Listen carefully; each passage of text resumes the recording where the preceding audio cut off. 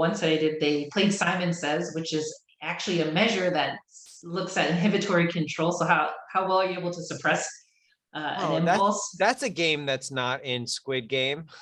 As kids get older, they get better at it. So I included that as a covariate, but still found out even with that involved, kids just had a harder time not imitating the character in VR than they did, via television.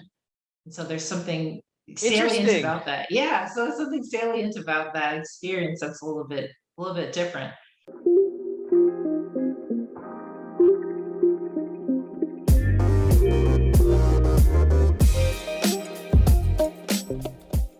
Hello world, you're listening to SpartyCast.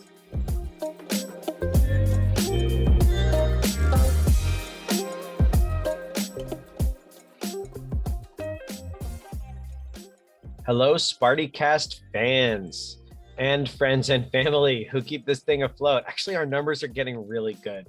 We've been growing. This podcast is great.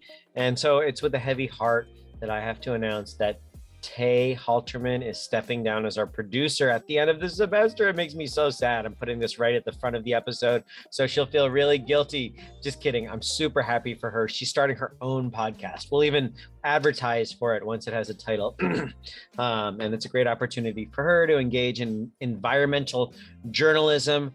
Oh, this podcast wouldn't be possible without Tay and then her predecessor, George McNeil, also someone who worked in student radio here. It's been really auspicious to have students in the Communication Arts and Sciences College here who know how to make media help support this podcast. So though we say goodbye to Tay with a heavy heart, at the end of the semester, I hope she still edits and continues to work for the month. But we're glad to have Kyle Takte and Mia Berghardt, who are going to not only help with the podcast in general and continue to put out these episodes, but make the podcast TikTok. And I think that's going to be a major focus in 2022, mainly because there are a lot of eyeballs there. And if TikTok can make Squid Game a global phenomenon, then maybe we can do slightly more for educating the world about VR and the Proteus effect and avatars through posting up there. So stay tuned for our game plan, I guess. But for now, we're going to keep these episodes rolling. This week, we have the very interesting expert on kids and virtual reality, Jakki Bailey. She's an assistant professor and director of the Immersive Human Development Lab at UT Austin.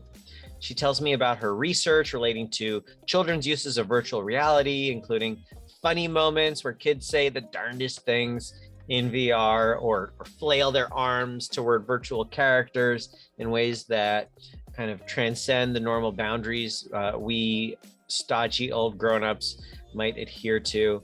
She also talks about concerns for safety and kids in VR in general, or maybe in the future metaverse of educational environments. Though at the same time, I steered the conversation toward optimism. I'm optimistic that if we can encourage kind of positive uses of these technologies and mitigate the concerns, then we'll have a net benefit. So we did talk about how VR education could be more positive than negative in the future, or at least could be even better than the current education offerings of the day. She talks about the fundamental psychology behind how kids respond to VR, why that's so different than the ways that adults respond to VR, respond to not just the virtual environments, but also to the avatars in VR. And she's not only a researcher like me, she thinks about design. She teaches a class called Designing User Interfaces for Children. Super interesting, right? And totally underappreciated, I believe, in my field, for perhaps the most pedantic reason you can think of. It's hard to get data from kids because we have to go through extra consent forms and a longer review process to make sure that we're protecting the safety of our participants. We go through something called IRB approval. That process is a little bit longer. You do need to get kids to the lab instead of college students who are readily available in the vicinity. But I hope that more research can focus on kids in these media contexts. It's such an important area. You future or current PhD students out there, please listen to this episode with an open ear to ways in which you might be able to direct your own research toward these topics. And for you industry members, those of you who are designing technologies, the metaverse, the future of the interfaces that kids will engage with as well as adults, something like the metaverse will certainly have more serious uses. It's not just video games. It's so funny because video games are so stereotyped as being a child-oriented technology, though as we know, the average gamer age is like my age, right? Like late 30s, early 40s. Certainly kids do play a lot of video games, and that's been an important topic. Ironically, though, also in video game research, it's been hard to get child participants. We need to think about how the psychology of these media uses influence or should influence the design. We need to be careful, as we see in the kind of scrutiny of Facebook and its effects on teenage girls, particularly with respect to Instagram and social comparison. If you're going to blame Facebook, which lots of people like to do, I like to say haters going to hate, because I think we can blame them, but more importantly, we can help guide them and the many other companies who are trying to make an influence here, guide them towards safer, healthier uses of these technologies. And so how do we do that? I think the way is to focus on the research, focus on what Dr. Bailey is going to talk about in this episode, and think carefully about the harms that you might do to children, as well as the benefits. Like, don't, just like researchers shouldn't shy away from working with kids because it's logistically more difficult, I hope designers don't just put up age walls around their technologies because they don't want kids to use them, because there are huge potential benefits in education and health. So please, let's think about the children and enjoy the episode. Hello and welcome to Dr. Jakki Bailey from UT Austin, a friend and a colleague I've known for quite a long time. I think maybe since 2010 or so. When did you start your PhD? 2011, close, pretty much there. 2011, you joined the Virtual Human Interaction Laboratory, Jeremy Bailenson lab. Mhm. And did you know that you were going to study VR in kids at that early stage of your career? A little bit. There were inklings of it. I just knew that I was really interested in kids, and when my undergrad, I was studying technology, and I took a class related to, it's called Communication in Children.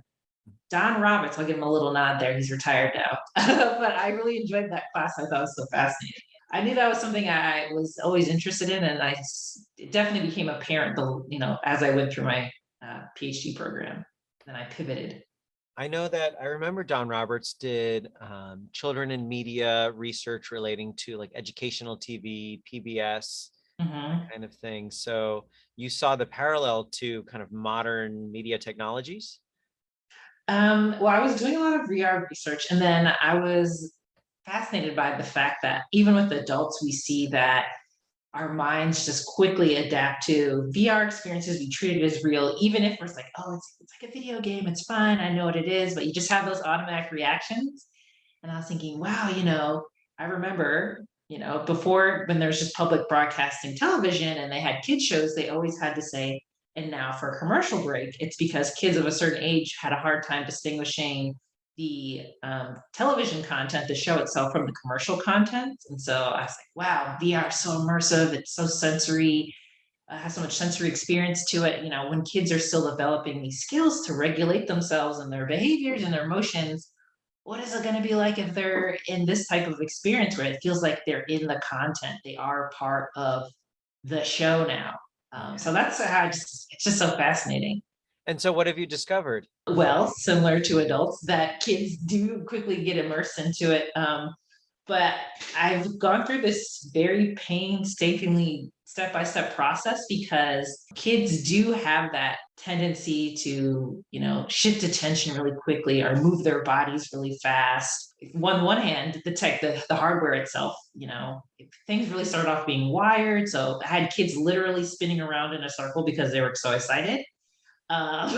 Or, they try to break it, which I think is really fun and exciting.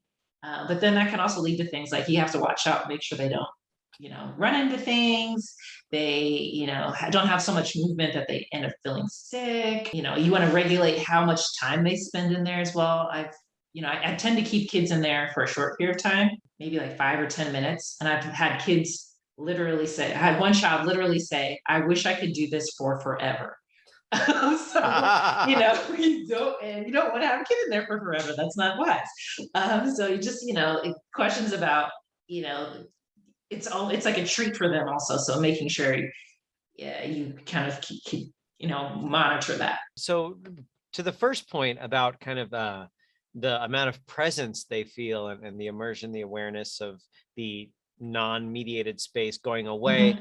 Do you think is the danger higher for kids to fall over in VR than adults because adults are more likely to remember? I mean, certainly I've heard Jeremy was giving an interview with Charlie Rose and talked about someone who tried to do a backflip because they thought they were actually flying in VR.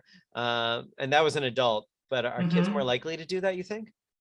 I wouldn't be surprised. Again, particularly the younger ages. So there's this suite of skills that we have called executive function skills, and they're related to our abilities to regulate our emotions and our behaviors, and they mature over time. And so, you start to get towards your early 20s, and that's where you sort of hit this, maturation high point. But that time, you're still learning how to like not fidget, not to do an impulse, like you're still trying to learn how to resist temptation. And so kids really get into it. They flail all over the place. In a recent study that we did, we just did some analysis of the videos that we have and some qualitative just to see what are kids spontaneously doing.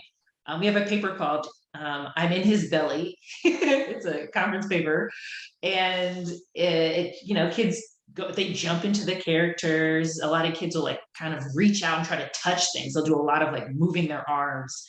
Kids will try to kick things. So they do flail, I think, more than adults. So there is that, potential that they will fall over. Okay. So, and fall over or not maybe is less of the point as kind of control their impulses, right? And that's what the VR does. It gives you these impulses that you want to respond to as if they're real. And so the kids are less likely to remember or at least control that impulse with a response that relies on the memory of being in a physical space wearing a headset.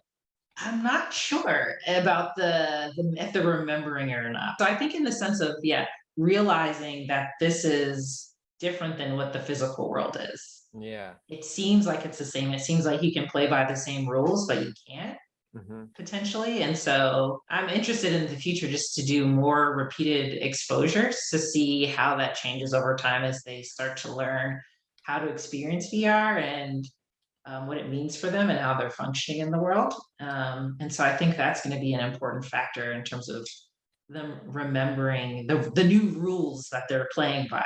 I can imagine two competing hypotheses here. On the one hand, you put adults in a new medium, whatever it is. At first, they're like, "Whoa, this is super real." They're running out of the train station or falling over in the virtual roller coaster, whatever it is. But through repeated exposure, they learn, just like kids do. I would hypothesize that adults might learn faster because we're more used to differentiating reality from mediated experiences. Or I might hypothesize that adults learn slower because we're slow adults and kids do learn things faster than we do. I think you would lean more toward the first one because of the executive function difference. Yes, definitely the age. I think that there's that tipping point of a certain age where that is related to like cognitive flexibility, which is like, what are the rules? How do I flip back and forth? I would say it could be possible that kids learn things, new and interesting ways to interact with the environment than adults do. So adults might be like, okay, I know that when I'm in this type of space, I do this and that. And so then I can combine it to this. And it might be like you said, it could be the fact that kids maybe are slower, but it's slower because they're pushing boundaries in a way that adults don't do it. So they're doing things just that are way out there. Interesting. So Yeah. they're slower to differentiate reality from virtual experiences, but perhaps that's because they're more creative and it's not as important to them to differentiate or why? Um, Maybe it's not differentiating. They're just they might, depending on the child and the type of content, they're more one thing that one takeaway is like VR is really great for discovery for kids. So it seems kids are very engaged in physically discovering things and interacting with things in a way that I think adults I haven't necessarily seen. So for example, I've been doing the project I'm working on currently is just about different types of characters in VR and how kids experience them because there's just you're interacting with things that you just wouldn't in your day-to-day life. And typically with adults and many adults I've seen, like people and with kids, they'll respect the personal space of something of an agent. They won't necessarily walk through it, but kids will reach out and try to touch it and they'll talk to it and try to figure it out. I think a lot more spontaneously, a lot faster than adults do. They'll just try to engage with what they're seeing to figure it out. And so they might not know exactly what's going on, but they'll be active and try to just discover things. This is interesting because this makes me think this contradicts once again. I'm confused, I guess, about my expectations. My assumption that kids are less likely to bring in assumptions about reality. So adults will follow the social norms, even if it's a virtual character, even if we know that they're not really there in front of us. But you're saying kids won't follow those social norms, maybe because kids don't follow social norms in general, but probably to a lesser extent in VR because they do recognize a difference from it being a real person. It could be that. It can also be the fact that they don't know what it is. So they're trying to like, this is how I know how to figure out something is. I hit it, I throw something at it. I try to just figure out what's going on. That sounds like my kids figuring out most things in our house. Exactly. That's how they figure things out. They're like, I'm not sure. So, and there's some nuances to that as well. So I'm looking at kind of how does that even relate to the different types of characters. So, humans, they've seen humans, they know how to deal with humans. Animals, they have an idea of like and wild animals. I learned about these, I understand them. But once you start to get into like creatures and fantasy things that they don't stand in front of, then the question is, how comfortable are they? How do they interpret them? Do they understand what they are? And you'll see this, I'm tying a lot of this work with kind of what people have done with social robots and how they categorize them. And a lot of that work has shown that they'll come up with a new category, a new ontological an ontological understanding of things. So This is kids come up with the category? yeah, Or kids. people? Okay, got it. So adults will ask them, does this robot have a brain? And so kids will say, or can it think? And they'll say no, or sort of. If it has a brain, they'll say sort of, but not a brain like a person. So you're like, oh, they've been around, smart technologies enough that they're potentially coming up with these new ways of thinking about the world that many people who are older wouldn't necessarily have thought of. Like, yeah, it kind of has a brain, but it's a different type of brain. Yeah, so we're developing into new types of people because we have to think about the world and categorize the world in ways we might not necessarily have done before. There's more nuance to the media equation than there was 10 years ago, 20 years ago. Yeah, or it's an extension of it, suppose. Like, yeah, we treat it like social categories and then social beings, and then we categorize those social beings as different types of social beings. And that can inform how we transfer information, that can inform the decision making that we make beyond those mediated spaces. So the way that kids are approaching these virtual social beings might give us a glimpse into how society as a whole will treat them, when those of us who didn't grow up with those technologies are in the graves or wherever. Yeah, so it gives us a glimpse into the future, huh? Yeah, potentially it's exciting. Every time I have my class, the first day of class, for my course, Designing User Interfaces for Children, it's a lot about media and technology and kids. And I always start off with a list. and I say, by the time you're the age of 10, have you raise your hand if you've been had used or had exposure to the following technologies? And I'll be like, a telephone, a laptop, a desktop computer, the internet, a laptop, a desktop computer, yeah, and then like a tablet, a smartphone. Mhm. And so I just wait and see until I get to the point where everyone's raised their hand for everything. And so then I can start adding, VR, AR, have you used, any type of mixed reality experiences that you've had? Some of them they like to reference, amusement parks. So amusement parks have their own version of VR kind of experiences now. So yeah, Yeah, it's changing. it is. It is. Gone are the days of the landline and many other technologies. That's so interesting that you teach a designing user interfaces for children class. Yeah. So these are future designers or computer scientists mostly, or Um, people. Future designers, it's a master's elective. And so it looks at designing and then thinking about, when you design for people. And so we think about kids, how are kids developing? And it has a bit of an educational bent to it. And so we learn a little bit about, some design principles. They've taken some core courses before that.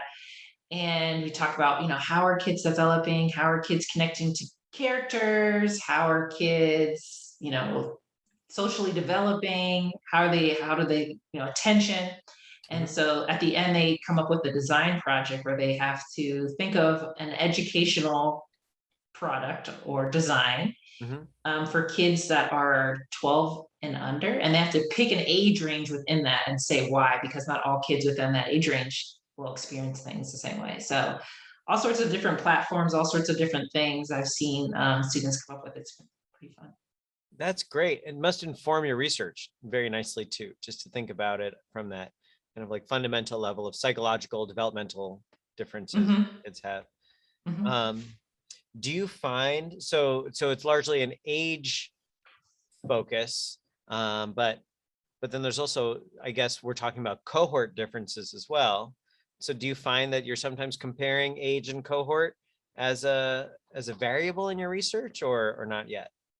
Yes, so I use it as a continuous variable, but in the future potentially as a categorical variable. But I always add that in there just to see how age relates to different factors, because there's just some things that we just know. For example, one study they played Simon Says, which is actually a measure that looks at inhibitory control. So how well are you able to suppress an Oh, impulse? that's a game that's not in Squid Game. Now that I think about Well, it, it go can. on. Yeah, but oh, that makes a lot of sense. Yeah, executive function, impulse suppression. Yeah, and so, as kids get older, they get better at it. So I included that as a covariate, but still found out even with that involved, kids just had a harder time not imitating the character in VR than they did, via television. And so there's something salient Interesting. about that. Yeah, so there's something salient about that experience that's a little bit different. That's such a But great, that's like an amazing archetypal example. yeah. Simon Says is harder in VR than on TV for kids and adults, you think, or you just looked at kids? I just looked at kids. But one thing that's really fun and neat about that project, which is possible, is I can crank up the speed. I can make it more easier or harder for adults than kids. And so I would probably make it, you'd want to make it to some level a challenging game for adults. Because Sure. right now it's at a pace that's, after a lot of testing, it is at it's made at an appropriate pace for that age. Absolutely. You want like 30% errors regardless of your group, right? So there's two ways you categorize it. So there's the Simon Says do this, and there's the Simon Says don't do this. And so you have to actually look at the Simon Says one where they imitate him, and to make sure that they understand it, they have to hit 70% of being able to do it correctly. Mm, So okay. that's the one you look at. So yeah, you have to make sure they, because mimicking is easy to do, and sometimes kids don't actually do it because again they're like paying attention to something else, or maybe they don't understand the rules of the game. So that's actually what you have to look at to make sure that they're doing it properly. Interesting. Are there any other Yeah. studies like that that kind of provide a very clear comparison between VR and other tech or kids and adults that you've run? I would say I've seen more studies with kids and adults, probably like teens and adults. Um, and I think more on the social aspect of things. That was a very kind of, I guess, cognitive focused one there. There were some social aspects of it too. Um, I don't know in that way.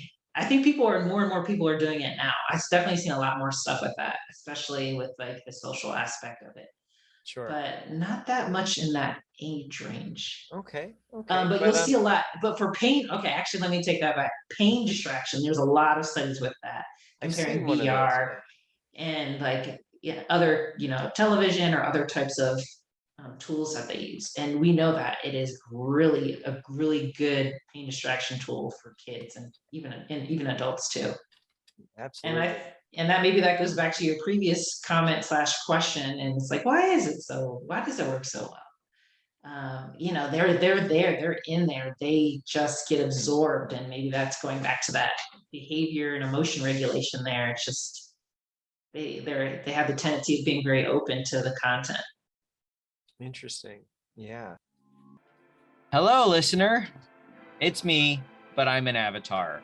You probably learn about avatars in this podcast, but you can actually try them out, not just in video games, but in spaces like Zoom. I'm using Zoom to record this right now. This avatar I created with Ready Player Me. Remember in episode a long time ago, I talked to Timo Toke, the CEO of Wolf 3D. That's the company that makes Ready Player Me. I took a screenshot of myself with my camera, a selfie, I should say, and I created an avatar automatically, customized it in their app. Then I posted it in Animaze. That's the software I'm using right now. They are the sponsor of this message, and they are giving a 50% discount on subscriptions. You can try it for free, but if you want to subscribe, you enter Sparty Lab as the discount code. That's SPARTIE Lab. So you can use a Ready Player Me avatar, like I mentioned. You can also upload your own VRM or live 2D models, or you can make avatars right in Animaze. For example, you could use the Doge avatar. And I don't know. I mean, it might have seemed like a strange thing at first, but Dogecoin is still making bucks. But you could use the Doge avatar or one of their very cool anthropomorphic animals, such as the Fluffo, the raccoon. Totally detailed. Look at this. It's so responsive. People use these types of avatars to stream or go to Zoom meetings or go to court cases and say, I am not a cat. There are also two-dimensional avatars like this raccoon, or more anthropomorphic avatars that aren't even animals, like this cute pandemic virus right here. Corey the COVID. Maybe this one won't win you too many friends. I really like Kathy. She's quite a catch. You could choose whichever avatar you like. And then you could even apply some of the concepts like the Proteus effect or other phenomena related to avatars in the workplace to your uses of these avatars based on what you've learned in this podcast. And once again, if you want to try it out, go to Steam, download Animaze, try it for free, and then if you want a subscription, you can get 50% off for a limited time by entering Sparty Lab in the discount code. Check it out. What about education?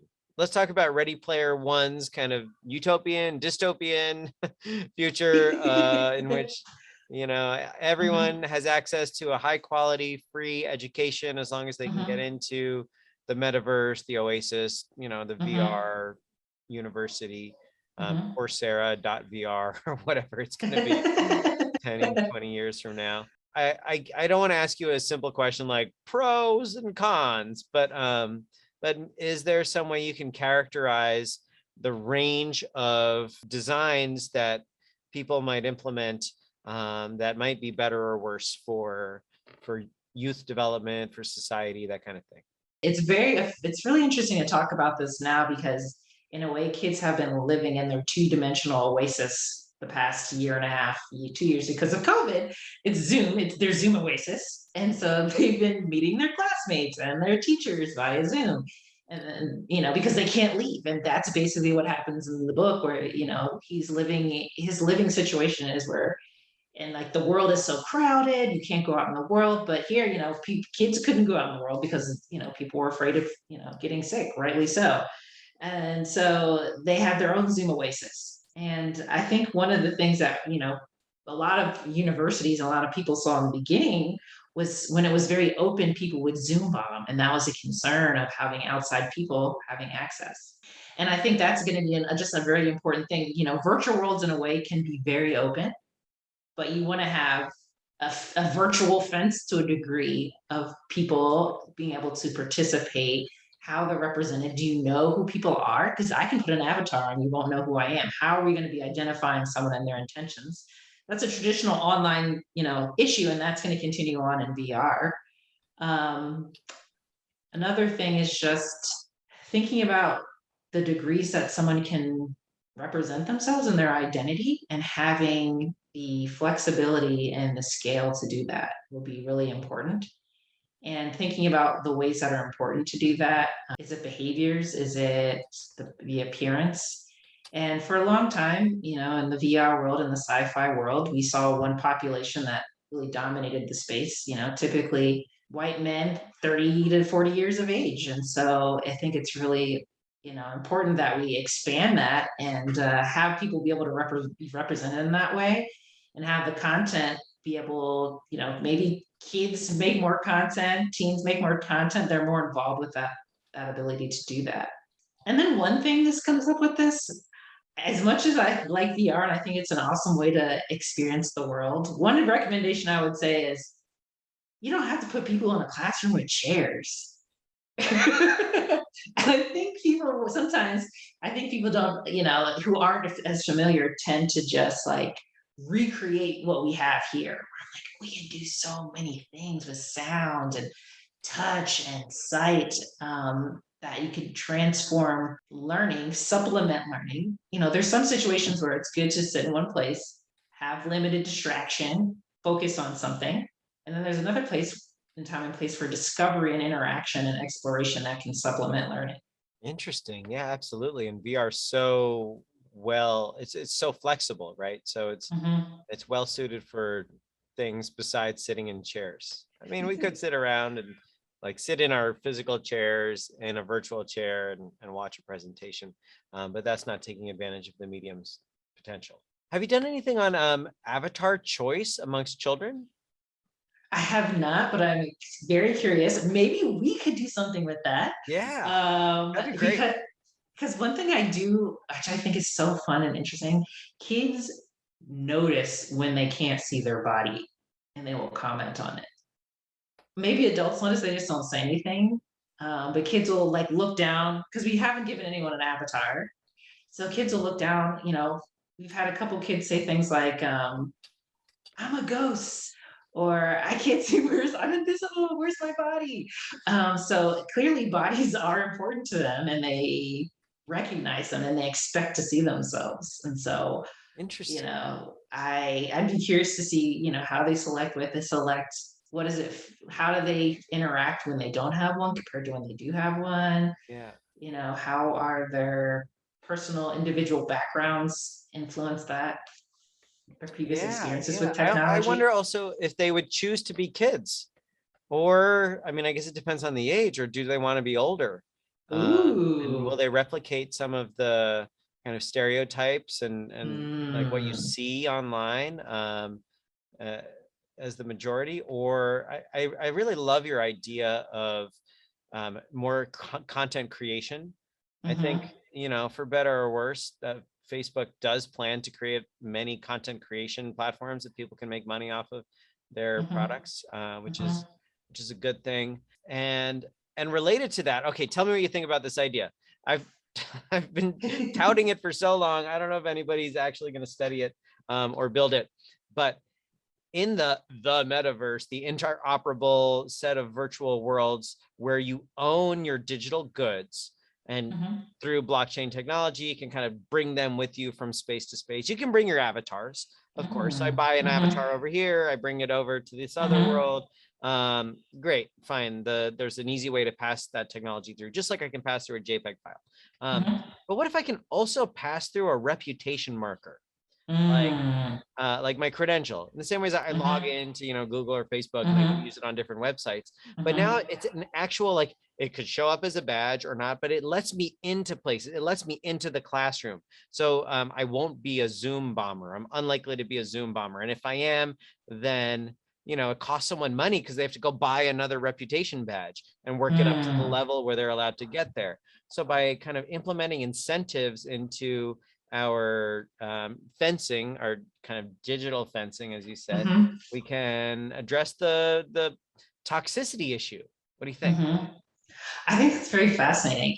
I think, yeah, I like having a tag, like a little visitor's reputation token. Actually, I have a game where there's reputation tokens in it, a board game. So, but I think that's very fascinating. To me, the biggest thing is the people in charge of designing and deciding what counts as positive and negative reputation and how to update things really quickly. Because I think look that's to game companies for that. Go on.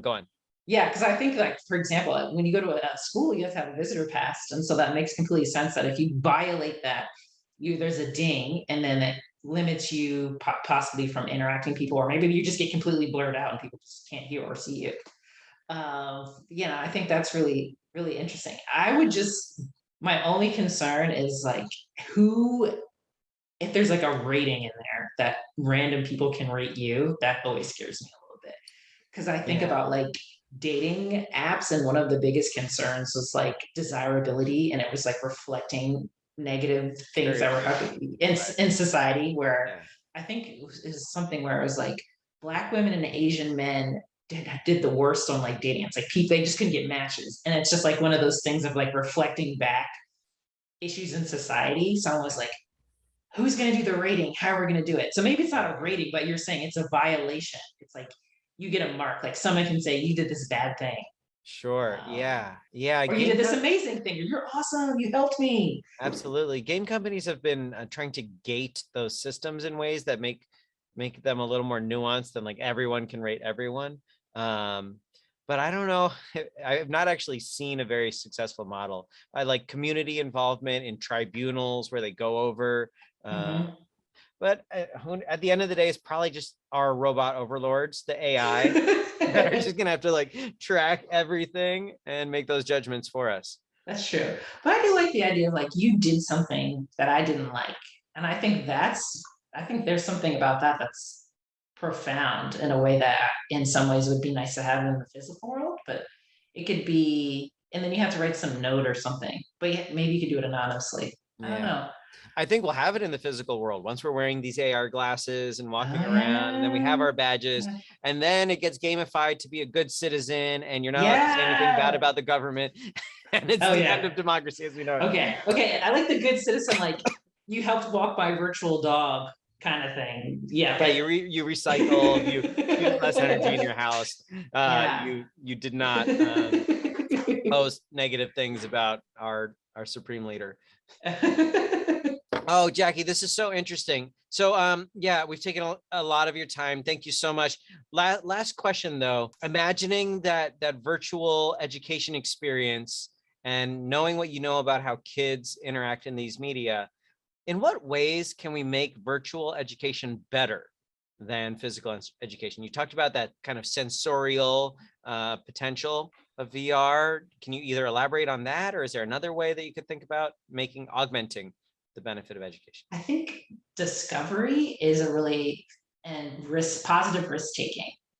I think VR is really great for that, because I think particularly when you start getting into adolescence and you're really sensitive to social cues and exclusion, and maybe there's a way that you can use VR to make mistakes and take risks in a positive way, and teaching kids how to do positive risk taking without having a lot of negative consequences. Giving them a chance to discover, be creative problem solving, being able to apply some of the concepts that they've learned a more embodied way, which in a way gives them, you know, agency over their education. So they can, you know, they get the lesson, but maybe they can, you know, in an open, a somewhat open space, they can do things that are unexpected. Oh, interesting. So unlike a game that's designed to like teach you typing, right? Like in VR, it can be more of a like you experience, I don't know, a historical event, and your task is to tell the story of that event. And you can build some objects and make a presentation instead of putting pictures on a PowerPoint slide. You're bringing your classmates into this quasi-artistic kind of understanding of a historical event. And I use history just as a random case, but that could be in any field in many ways. Yeah, history is a great one. It's a great example. One of my other classes, virtual environment, students come up with an idea for an application and they build a demo. And one was teaching about the history of buildings. And so they basically had a modern restaurant, which is supposed to represent this other kind of bar in the Austin area that's very historical, very famous. Their demo was taking a building in current times, and then you would travel back in time to the same building and see it in the 20s. And so they Cool. Yeah, so it's really fun. So it's kind of it was really cool how they did it. You felt like you're going through the Matrix a little bit, and then you and then you arrive in the same building, but it's now the 20s version of it. And so I think it's kind of an interesting way.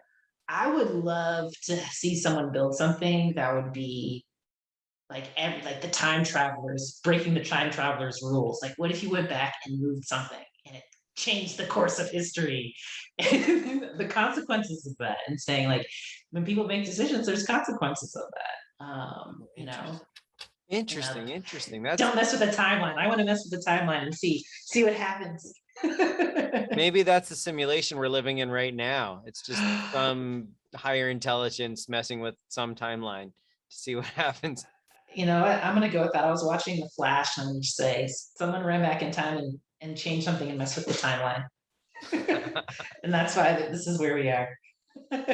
Well, we have a great timeline here of this discussion, Yes. Jakki, and your interest in doing an avatar attitudes and kids project with me is not lost. I would love to pursue that if you're open to it. Oh yeah.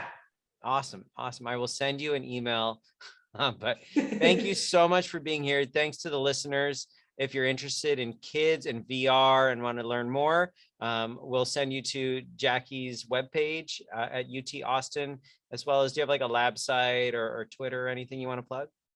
I do. I have a personal website, jakkibailey.com. I have a lab website, which is immersivehuman.ischool.edu.